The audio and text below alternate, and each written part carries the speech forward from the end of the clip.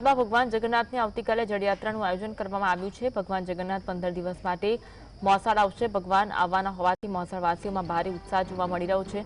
સરસપુર રણછોડ રાયજીના મંદિર ખાતે છેલ્લી ઘડીની તૈયારીઓ શરૂ કરી દેવાઈ। મોસાળ પક્ષ દ્વારા આ વખતે વિશેષ આયોજનના ભાગરૂપે શોભાયાત્રામાં નામાંકિત કલાકારો આવશે।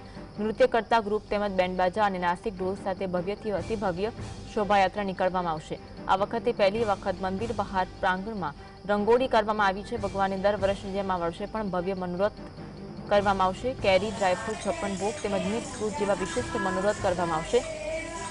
મોટી સંખ્યામાં ભક્તો દર્શન માટે આવતા હોવાથી સુરક્ષાની પણ વ્યવસ્થા કરવામાં આવી છે। ડોગ સ્ક્વોડ અને મેટલ ડિટેક્ટરો દ્વારા ચેકિંગ હાથ ધરવામાં આવ્યું છે। મને અહીંયા ભગવાન કાલે આવે છે, બહુ જ ગમે છે। મારા હરખનો તો પાર નથી, એટલો બધો મને એમ થાય કે મારા ઘરમાં જ પ્રસંગ છે। આખા સરસપુરવાળા એટલા બધા આમ હરખાઈ જાય છે કે ઘરે ઘરે એટલી પ્રસાદી બહેનો દીકરીઓને જમાડે છે। પોળોમાં એટલું જમણવાર હોય છે, બહુ સરસ ઉત્સાહ કરે છે।